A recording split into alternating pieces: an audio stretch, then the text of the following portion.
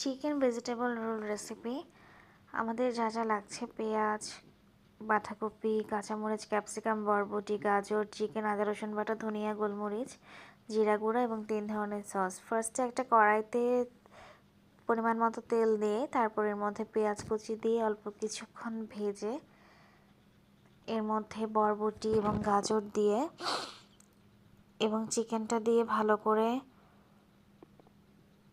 এটাকে কুক করে দেন বাঁধাকপি এবং ক্যাপসিকাম অ্যাড করে দিব।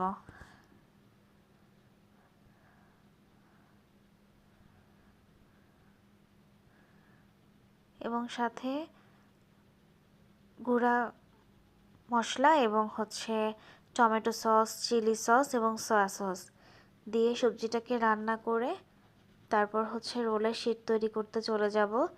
আমাদের রোলের শীট তৈরি করার জন্য লাগছে একটা ডিম এবং 1 কাপ পরিমাণ ময়দা। একদম পাতলা করে এটাকে গুলিয়ে নিয়ে দেন এরকম একটা ফ্রাই প্যানে একটু তেল ব্রাশ করে তার মধ্যে এরকম গোলাটা দিয়ে রুটি শেপ করে নিব। এটা খুব বেশিক্ষণ রাখা যাবে না। এটাকে দেওয়ার পর সাথে সাথে এরকম যখন জমে যাবে তখন উঠিয়ে ফেলতে হবে। তো এখানে এই যে শীটগুলোকে তৈরি করে নিয়েছি।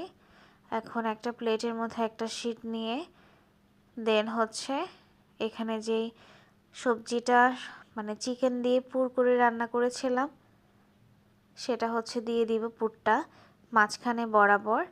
তারপর সাইডে এরকম ময়দা গুলে নিতে হবে একটু আঠালো করে এটাকে সিল করার জন্য।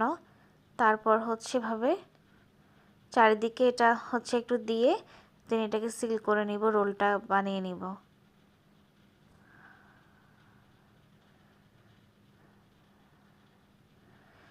এরকম বাকি রোলগুলো বানিয়ে নিব।